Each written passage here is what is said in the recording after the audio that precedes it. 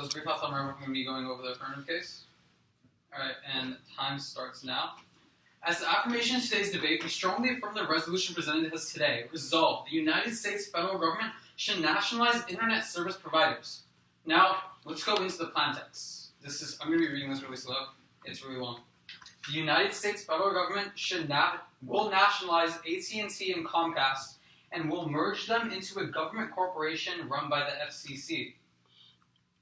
The corporation will provide free internet service to people in poverty using the same standards that Medicaid uses. People who are not able to use Medicaid or who don't qualify for Medicaid pay market rates. Do you guys need me to repeat anything? Please, the entire thing. Alright. The United States federal government should nationalize AT&T and Comcast and will merge them into a government corporation run by the FCC. The corporation will provide free internet service to people in poverty using the same standards that Medicaid uses. People who are not able to use or qualify for Medicaid pay market rates. Good question. Yeah, one second, let me read the rest of it. So the time frame for this is going to be as soon as possible. The funding is going to be normal ways and means. And the weighting mechanism, the way you're going to be choosing the person who wins today's debate is going to be the greatest amount of good for the greatest amount of people. Net benefits. Whatever side proves that to be true will win today's debate. Yeah, I'll take your first 2 questions right now. Okay, so what do you do about internet service providers such as Google, such as Verizon? I'm going to be getting on to that within the uniqueness of the time. Alright, so what we see is that AT&T and Comcast combined make up and control 30% of the entire United States internet service provider market. We see that they essentially have a monopoly over the majority of the United States, and combined they have the biggest block of shares of the market itself. Now, let's move on to our very first contention, that of the digital divide. Now, currently a significant portion of the United States population doesn't have regular internet access. In fact, a Gallup poll published in 2013 states that 33% of the United States doesn't have regular internet connection. Now, a 2012 Pew Research Group poll states that only 62% of people in households making less than $30,000 a year had regular internet connection. And when we increase the scale of how much a household makes, in this case, they did it to $50,000 to $75,000, you saw the rates jump up to 90%. So what we see is that poor people don't have access to internet, and that's a major problem within our society today. Let's move towards how this is being biased towards certain groups of minorities. 49% of African Americans within the United States don't have internet access. Similarly, 51% of Hispanics and 66% of Caucasians don't have regular internet access as well. What we see is that the Pew Research Group has said that lower income students have less access to technology within their schools and thus have a decreased chance of utilizing it within their curriculum. We see that the internet itself is a really key instrument in actually providing upward social mobility. At the point where in today's society we use things such as Khan Academy and a bunch of free online resources are available to literally learn about everything. Things like Khan Academy and Wikipedia and Code Academy. Literally the internet is a source of all this information, and it's really important for someone to have access to it. It allows you to learn almost literally anything about the world. Furthermore, we see that the internet's key to jobs. Literally, the easiest way to find a job is through the internet. Services like Monster.com, LinkedIn, all these places, this is one of the easiest ways to find a job within society today, and that's really important. At the point where the majority of the people within the United States don't have access to the internet in the first place, at the point where they don't have the ability to afford internet, they can't have access to a better education for themselves and their children, and to have higher paying jobs to get themselves out of that systemic cycle of poverty. So what we see is that this systemic cycle of poverty I just talked about is this sort of concept. At the point where poor people make less money, they're forced to spend this money on necessities such as food, water, shelter, etc., rather than being able to spend it on things that actually help benefit them and get them to a higher social standing. So a poor family wouldn't necessarily be able to send their children to a private school or afford after-school tutoring or SAT prep classes because they're too busy trying to afford the next month's rent or buy groceries or pay for fuel to get to work. And that's really important because we see that them not having internet is just a further discrimination against them. They don't have the ability to upwardly progress within their society. Now, let's look towards how the internet service providers factor into this. The internet is highly monopolized. What we see is that they essentially have the ability to control prices in the majority of the United States. And the uniqueness I've already provided you, the points I brought up in the very beginning of the speech, state this: AT&T and Comcast make up 30% of the entire market in the United States. And what we see is that internet service providers essentially utilize monopolies. So if I live in San Jose, California, which I do, the only internet service provider available to me is actually AT&T. There's no other internet service providers that I can use in that region. And that's the point of monopolies. Like, what we see is that poor people don't have many options. And when they do have an option, that option is so outrageously expensive because of the monopoly itself that they can't afford it. So let's impact this out. What we see is that if we pass our plan today, there's going to be a higher quality of life for these people in the United States. We stated that a majority of the United States is discriminated against this, and a bunch of minorities and populations within the United States don't have regular internet access. They have a better quality of life because they're able to actually educate themselves, to have a better education for themselves and their children and their families. And also we see that the quality of life itself is linked towards the fact that they don't have to waste all this money on things that normally would cost a bunch of money, like private schools or SATs or doing, because these resources are available on the internet. Furthermore, we see the quality of life is also linked to jobs, at the point where these people can find jobs easily on the internet rather than in person. That they have the ability to progress upwardly through society. They have upward social mobility, which is something that's not really possible in the status quo right now. Furthermore, this is eliminating oppression against minorities. Let's look towards the minorities that we've already mentioned.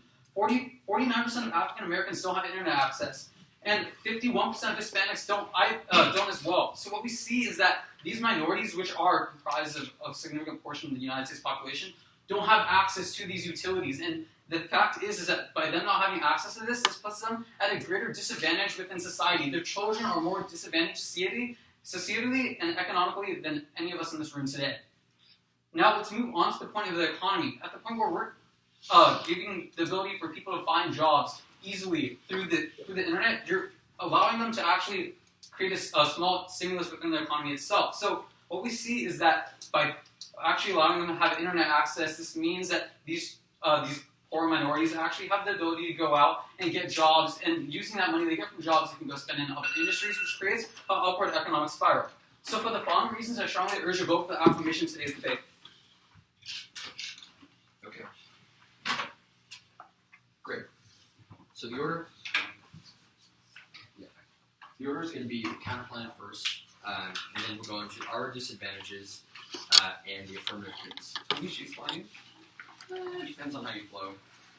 We have it on like 2 or 3. All right. Is everyone ready?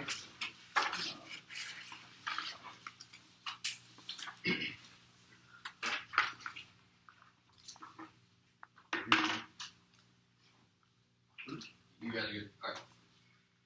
We negate today's resolution that the United States federal government should nationalize internet service providers. However, we will not advocate for the status quo. We do believe there should be a change. However, the change the affirmative endorses is the wrong one, which is why we will be advocating a counterplan in today's round, which will show us a net beneficial alternative that is better than the one proposed by the affirmative. That brings us to our counterplan. The United States federal government should allocate $3 billion to fund the development of free municipal internet service and invalidate state laws restricting the development of said internet service. Again, the United States federal government should allocate $3 billion to fund the development of free municipal internet service and invalidate state laws restricting said service. Any questions? Can you read that one out? Sure. The United States federal government should allocate $3 billion to fund the development of free municipal internet service and invalidate state laws restricting said internet service. Okay. So let's talk about the solvency. Basically, the way this works is that a number of municipalities within the United States recently have tried to develop municipal internet service networks. For instance, Google has been providing the service in Mountain View, but also cities like Baton Rouge, the capital of Louisiana, as well as Minneapolis and Minnesota have been pursuing the same thing. Basically, this means that a city will negotiate with a series of internet service providers to try to get Wi-Fi for the entire city at the lowest cost possible. And then that Wi-Fi is provided for free for everyone in that city instead of being charged at a cost, which means that at a relatively low cost, the city is able to provide Wi-Fi to a huge area. The second problem, however, is that many states have actually banned this practice due to pressure from the internet service provider industry, which views this as being competition. For instance, Missouri banned this, as well as a number of other states have been considering this. However, the Federal Communications Commission would have the authority to invalidate these bans if it were to take action. So we say that we should invalidate those bans and allow municipal internet service to take place, which, as we'll explain later on, will solve many of the same impacts as their case. Now let's get to the competition. I'll elaborate more on this in our disads, but we will show that compared to the plan they propose, our plan both allows more competition and provides more access compared to nationalizing AT&T and merging with Verizon, because it allows competition and reduces prices, and also because it's completely free. And it also avoids the disadvantages we'll talk about censorship and data security as a result of government nationalization of industries. That brings us to our first disadvantage, which is that of censorship. So currently, ISPs manage huge amounts of data, and currently the government has a lot of authority to send requests to the ISPs that certain data be taken down, or that people should be surveilled, or to request personal information about people. However, as a result of the revelations by Edward Snowden about the NSA, many ISPs have begun to push back against the government recently and deny these requests. If the government takes over two internet service providers, that means there's no one in the way of the FBI or the NSA being able to take access and control the data that passes through these pipes, which has a couple of impacts. First, this worsens democracy because it means that the government would have the ability to censor things that it doesn't like, censor viewpoints it doesn't agree with, because there's no longer anyone like an ISP standing in the way saying, no, you can't do that. And second, this hurts trade with other countries because when other countries think that their data could be surveilled or stolen by the government, they tend to be less willing to engage with the United States economically because they're afraid that their data isn't secure. That brings me to our second disadvantage, which is data security and cryptography. The government has been running an ongoing war in terms of trying to make data less secure. They're constantly saying we should have less secure data, we should have a backdoor in all of our networks. And the ISPs have always said no. But if the government takes over control of ISPs like AT&T, like Verizon, that means there's no longer anybody in the way of the government being able to implement a backdoor in these ISPs that would basically allow it to have control of this data. The problem is that the backdoors the government creates for its own access to data are also accessible by hackers, are also accessible by other people who aren't the government, which leads to a couple of problems. First, backdoors lead to data security compromises. For instance, there was a hack recently of Google servers by a series of Chinese hackers who gained access through a backdoor that was intended for the United States government, which means that it leads to huge economic losses for the United States because all of the data that we have can be stolen by other countries exploiting backdoors that were created for the U.S. government. Second, according to the UN Human Rights Council, strong encryption is necessary to protect human rights. Allowing the government to take over an internet service provider allows them to undermine that encryption and the development of new encryption to build in backdoors that allow authoritarian dictatorships to suppress the people and dehumanize them. Next, competition. So the uniqueness is that ISP competition is going up as a result of municipal broadband networks. And the way this works specifically is that municipal broadband networks can negotiate. Even if individuals don't have competition, like they say, the city of Mountain View, for instance, can bid with an ISP to say, you will give us a lower price than somebody else because it's at the level of an entire city, there's more competition. But in a world where we nationalize ISPs like AT&T and Verizon, we remove competition from the market, which means that inevitably prices would go up. And especially compared to a world where we fund municipal Wi-Fi and fund competition in the market, that means costs would be higher, which would ultimately turn the impacts of their case. Move on to the affirmative. First is an issue of topicality. Our interpretation specifically is that the parts of their plan that nationalize AT&T, nationalize Comcast, and also create this program of free Wi-Fi for people who are in poverty are all extra topical to the resolution because the resolution only says that we can nationalize these things. And they have to follow only doing what is in the resolution. The violation is they do all these things that are outside the resolution, including, I might note, nationalizing the non-internet parts of AT&T, the parts of AT&T that do things like phone service, that do things like television, all of which are extra topical to the resolution. This is unfair to us and takes away our ground because we don't have any access to argue against this. We couldn't have predicted that they would say this, and is a voter for fairness in education. Next, on their first contention about the digital divide, they miss a couple arguments. First, most of the people who don't have internet in the status quo don't have a computer either, which means getting internet isn't enough to get them access to all the things they talk about. They would also complicate the process for giving people internet compared to the status quo because it would require you to go through some kind of registration process of proving that your income is low enough before you would be able to get internet access, whereas in a world of a counterplan of municipal internet access, we provide internet to everyone for free. You don't have to apply, you don't have to ask, you don't have to prove your income, which means that we provide better access to the internet than they do. Next, they say companies like AT&T are a monopoly. However, municipal internet solves because it allows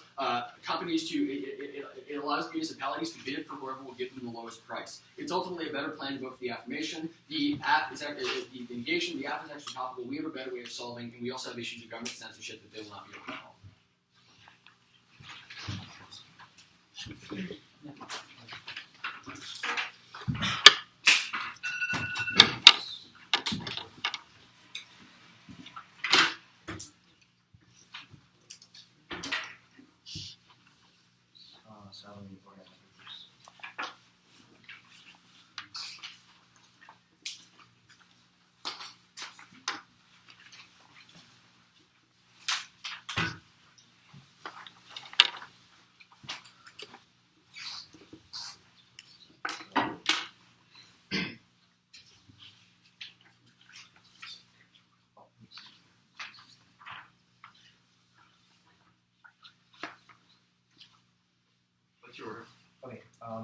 So the order is going to be their case, specifically the counterplan. Then it's going to jump to our case, our plan, with the theory on top of that. And then it's going to go on to, before that, sorry, our advantages with the plan. And then after that, it's going to go on to the disadvantages to our plan. I'm going to repeat. Just give me one sec to get everything in order. Yeah.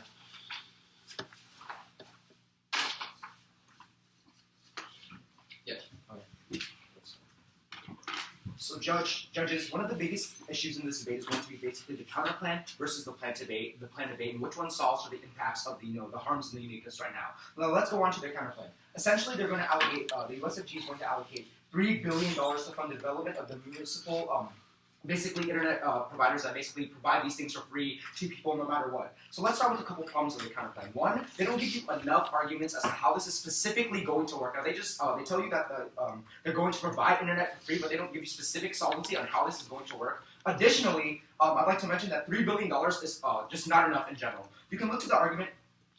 You can look to the argument about how right now the reason that we are nationalizing this is because of the the monopolies that they hold on our society today. Specifically, these companies have like infrastructure, right? They have lines, cables, all these things that make it harder for outside businesses to come in and invest and do what they want because of the fact that this infrastructure is so expensive. Which means that $3 billion is simply not enough to fund this counterplan. But even if you don't buy that argument, you should probably buy the argument that they just don't give you specific solvency. They even state themselves that like some of these laws were validated and they have the power to validate this again, but you should probably realize that like if this was validated, there was probably reasons why. Specifically, you can look to their money argument where this is simply not enough money. Like if you just look online, you can see that $3 billion is not enough to provide any, to solve for any of the impacts that we state in our affirmative case that we clearly solve for. So once again, the number two argument is this is going to force more infrastructure to be built. So essentially, $3 billion, simply not enough. They can't solve for any of the impacts we state today. Sorry, I have a lot to get through. I'll get through after my plan. If I have time. So let's go on to our plan. So, okay. Our plan is we're going to nationalize service providers such as AT&T, Verizon. We're going to combine them into one specific company. Now let's go on to how this is going to solve for a lot of impacts. Now you can see from a lot of the uniqueness that right now they hold a huge monopoly on the society today. They make an argument, a response to my first argument was essentially that this is going to cause prices to go down, this is going to cause a lot of competition to go down. But my argument, judges, is that competition today, in society with the current uniqueness, is already down so low because of the monopolies. They drop too much evidence on this, meaning that they can't solve for any of the impacts if I rebut their counterplans. So let's go on to how we solve for it. Essentially, according to the FCC, 30% of Americans they pretty much can't even choose what they have, like Verizon, or what kind of internet service provider they have, because when they live in a certain area, the money is already so expensive, the infrastructure that I've talked about constantly is already in place, which means they can't simply buy this, right? Which means that to that point, they can't buy any of the service providers. Yeah, I'll take your, they can, sorry, I'll take your first of two questions. You say individuals don't get access to competition, but I'm not sure that you've clarified the argument about how specifically municipalities do. Municipalities can bid between multiple providers and create competition, even when individuals don't have access to the best option. Okay, so to clarify that argument, that was basically an argument on the counterplan. Like I said, I'm saying that $3 billion is just simply not enough to solve for anything they're saying. Furthermore, sure. You keep saying $3 billion is not enough. Why? Okay, yes, I'm saying this right now. Okay, look. My point is that current infrastructure, just as data lines, cable lines, anything like that, is it can be bought. But I'm saying those kinds of things are already so expensive in the status quo. If you just look this up, you can see that current infrastructure that you would need to build a phone company is already so expensive. So $3 billion is simply not enough to solve. Okay, so let's go on to just further. So you can see how we clearly solve for the impacts of our case, right? When you can see that to the point where we're nationalizing these two major monopolies, we're solving for a lot more of the impacts in today's round, such as, you can extend the arguments about how we're helping minorities that cannot afford this internet, right? And areas that are not socioeconomically good compared to, rich areas. You can clearly see that we're solving for those impacts with nationalizing these two, monopolies that currently hold a huge monopoly on the internet industry. So let's go to the digital. I'm sorry, I can take more questions. Okay. Okay, so let's go on to the digital divide and just more on our context. So essentially, you can extend a lot of the argument I make on essentially the monopolies argument, right? First off, you can talk about how all the uniqueness I make right now, currently 30% of Americans, once again, they can't really choose what kind of internet they get. But furthermore, AT&T, these kinds of companies are becoming so large that once again, it's harder for outside companies or new companies to come in and invest and build businesses because of the fact that it's already so expensive currently. And this is, pretty common sense. Now let's go on to their disadvantages. Okay.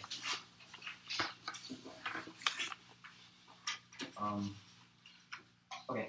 So their first disadvantage was essentially that of censorship. Now they're saying that the USFG is going to censor a lot of the things on the internet and they can choose what to censor. My first argument is there's pretty much no clear link to this, Judge. They never explained specifically why or how the USFG would begin to censor things in the US. Now they mention a lot of things like democracy, they mention a lot of things that will pretty much be invalidated because of this, but my point is this doesn't happen because there's no clear link, but even further than that, you can also extend all the points of the impact weighing, right? Like right now in the uniqueness, you can see, sorry, I can't take any more questions.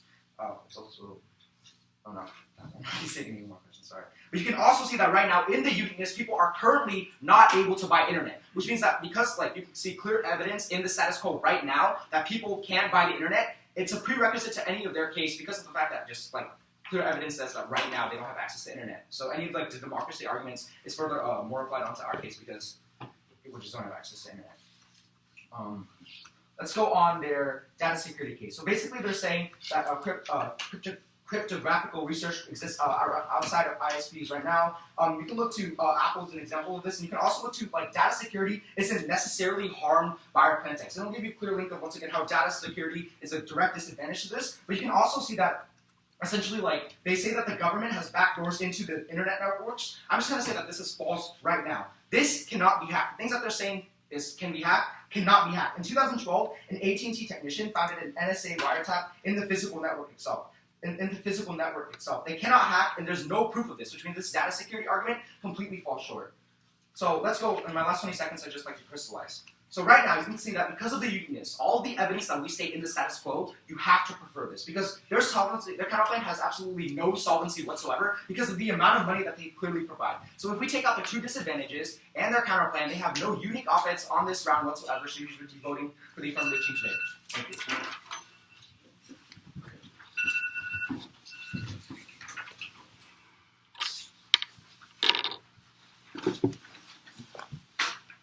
So order will be plan, but first the T, and then advantage, counterplan, solvency on counterplan, and disads. I remember it. Sorry, can I have that again? Just find those. All right. Start time out. So first of all, on the issue of topicality, they completely missed this. So what you're seeing, Judge, is that it goes conceded that their plan is extra topical. This is going to be the first point at which you vote directly against them. They violate fairness in this round by making a plan text that includes provisions including taking control of phone lines, taking control of, providing low-cost internet, doing all of these other things that's not specifically included in the resolution of the United States federal government should nationalize internet service provider. The second that they do something outside of that, they are making it unfair towards the negation. They might as well say, oh, we stop all nuclear warfare, because at that point, we cannot predict it, and it ruins the education and fairness of debate because there's nothing that we can say to it when they expand their plan infinitely. So this is the first point that you're going to be voting against. But even if you don't buy into that, go into their first contention. They drop two important points on this contention. First of all, that their plan does not solve for the first contention because these people already don't have computer access. The issue is not getting internet service. The issue is more often getting a computer. Internet service is $5 to $10 a month from a lot of providers. A computer is $300-$400, and that's in a big chunk. That requires saving up, which is something that a lot of these poorer families can't do, especially when they're living month to month on their paychecks. Ultimately, because they dropped this is a terminal solvency takeout on their first advantage. They cannot solve their first advantage. But even if you don't buy that, look at my partner's rebuttal that it complicates getting internet access. This means that it's going to actually decrease the number of people that can get internet access. Again, since both of these responses go unrefuted, they are treated in parliamentary debate with 100% truth. meaning that nothing that they say after this can touch the truth that's extended there. Basically, you're not going to be voting on their first contention because they do nothing with it. And even then, we solve for the exact same number of issues. I'll get into that more on counterplan solves.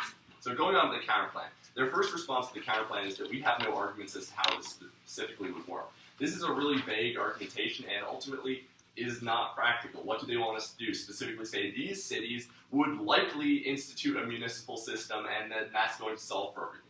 They don't do this anymore. They just say that they're going to nationalize 30% of that this magically solves. Ultimately, the plan only has to be clear enough to be understandable, and it's obvious from their refutations to it that they do understand the plan.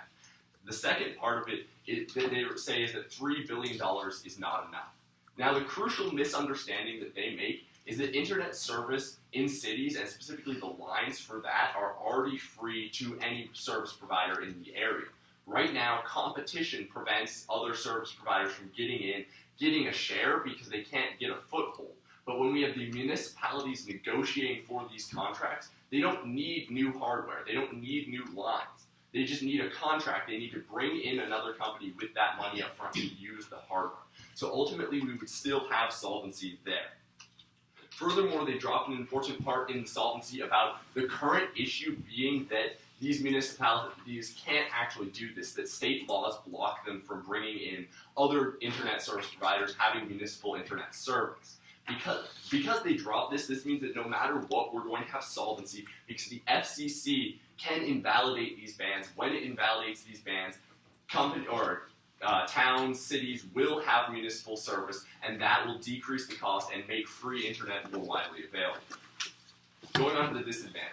They completely undercover all of the disadvantages. So on the first disadvantage of censorship, they say that there's no links. The USFG would not be able to censor data. So we need to understand how ISPs work for a moment. ISPs route traffic.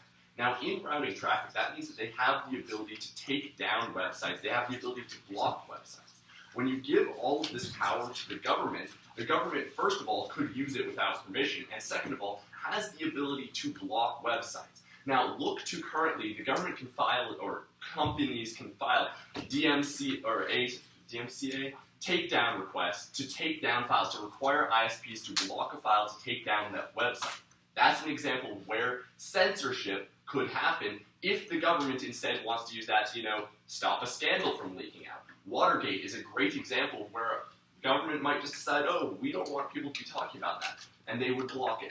That's censorship. That's going to hurt democracy, and they do nothing. In fact, they make that worse. The second warrant as to how this could work is with the Snowden issue.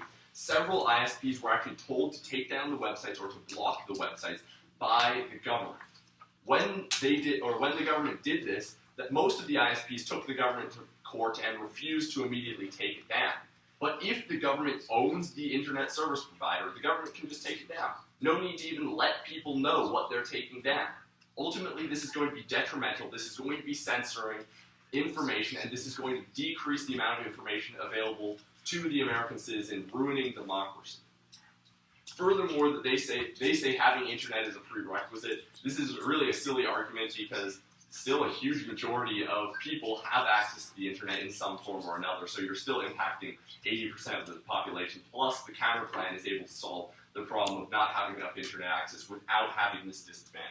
On the second disadvantage of data security, basically all that they say is that it's not going to be harmed. So how this works is the government's specifically been pushing for backdoors in encryption. The chief of the FBI specifically said that they need backdoors in encryption for national security. However, this is blatantly not true.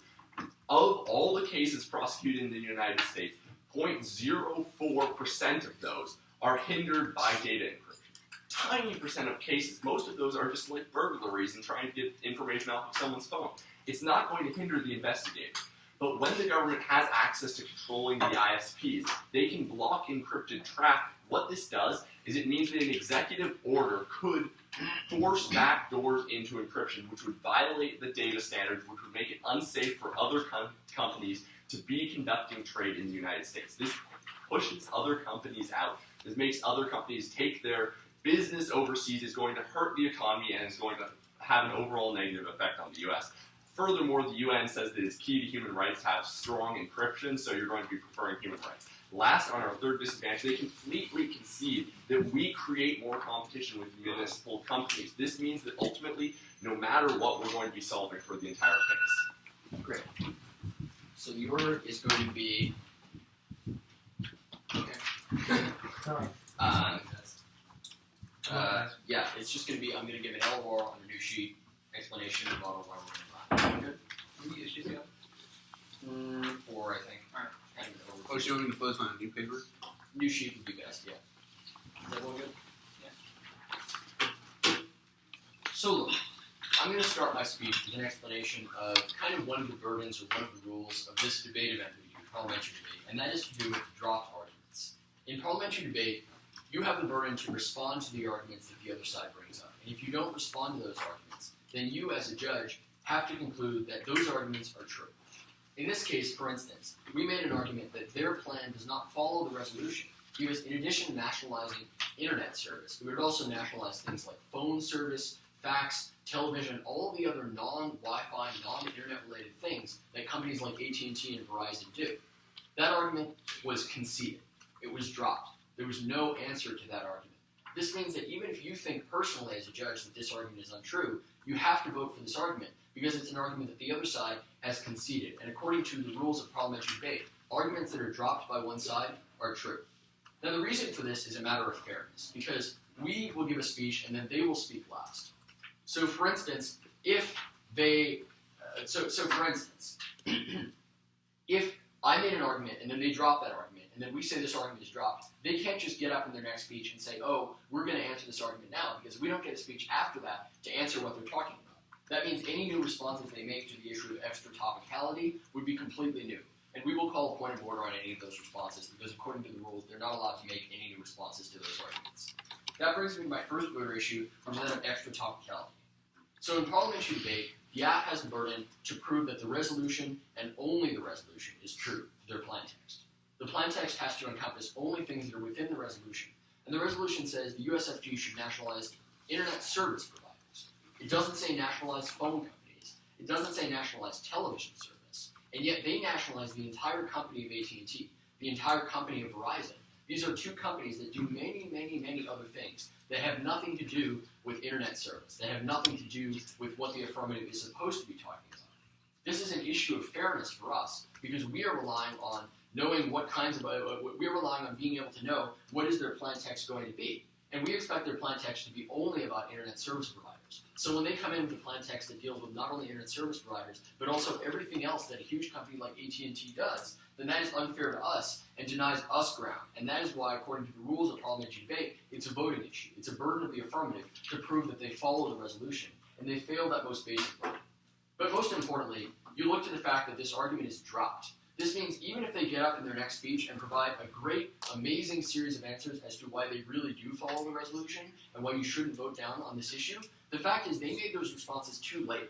They should have made those responses in their second speech so that we would have had a chance to answer them. But if they make those responses now, that is unfair to us because we don't have a chance to answer those arguments. So because this argument is dropped, you can vote negative on topicality without looking at the issue of the case today. But even if you don't want to vote on topicality, I think that we're beating them on the case. First, remember the fact that they do not provide internet access to anyone, because the people who don't have internet access already are the ones who also don't have computers. This is yet another argument of theirs that was dropped. And again, dropped arguments in parliamentary debate are considered true. They don't get another chance to answer these arguments, because if they answered them in their next speech, that would be unfair to us. This means their plan has no chance of improving access and only a chance of being a bad idea. That brings me to my second voter issue, which is that of censorship. They have largely conceded this issue, which is that the government wants to censor traffic. Of course it does. It wants to censor criticism itself. It wants to censor things people are saying that it doesn't like. And if we allow it to have control of the traffic of the internet, then that's exactly what it will do. It will censor that traffic, which is bad for democracy and also bad for economics, because people in Europe, people in Asia, people in Africa don't want to trade with the United States when they know that their internet traffic is subject to censorship, is subject to monitoring by the U.S. government. No one wants to be censored, which means it's bad for the U.S. economy, it's also bad for freedom, and it's bad for democracy. That's a dropped issue, and that is the most important issue of the round, because even if they add internet access for 100 or 200 or 300 people, we would provide the same kinds of access through our counterplan while avoiding the risk of government censorship. Our third voter issue is that of competition. They have conceded that under the world of the counterplan, we allow municipalities, cities, and counties to bid on internet service. And these pipes are open, which means that even though individuals don't necessarily have competition, municipalities do. And allowing municipalities to bid ultimately means that there's more access because prices will be lowered. Because, for instance, Mountain View can choose whether to buy service from AT&T or from Verizon. And in the absence of that competition, prices would only go up. So you should vote them down on topicality because they have conceded that they should lose for being unfair to us. Dropped arguments are conceded, but even if you don't buy that, you can vote them down on the case, you can vote them down on the validity of our counterplan, you can vote them down on the fact that their app does not solve and do not expand internet access at all.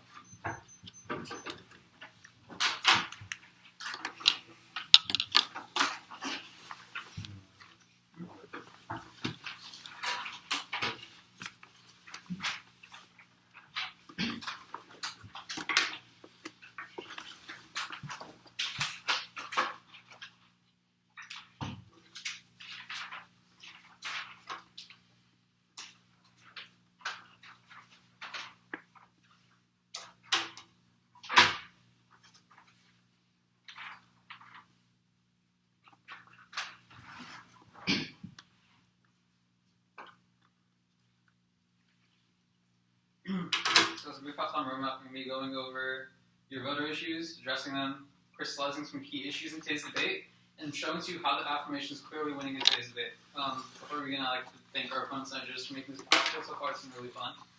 Are you guys ready? Of course. Judges ready? All right, without any further ado, let's get time started now. Now, let's dive straight into the very first point of voter issues. Judge, we think that they're spending a lot of time on theory when the point of this debate is to address the main voter issues, and that's what we're going to be doing right now, revolving around the case. First off, they bring up the issue of censorship. Judge, as I've already made in this, within my case and my partner's cases, that we've already shown you that this is an outrageous assumption. Let's look towards what they've actually done. They mentioned a bunch of events in history, such as the NSA and Watergate, and how this is going to lead to government censorship. They say that this is logical, that the government is inherently going to want to censor itself in order to prevent itself from getting a negative image within the media. Let's look just how this is outrageous. I've already shown you how this doesn't make any sense. They never explain how there's a link directly by increasing the amount of government access towards the internet, by how the government actually controlling the internet and providing it to minorities who don't have access to the internet in the first place will cause this censorship.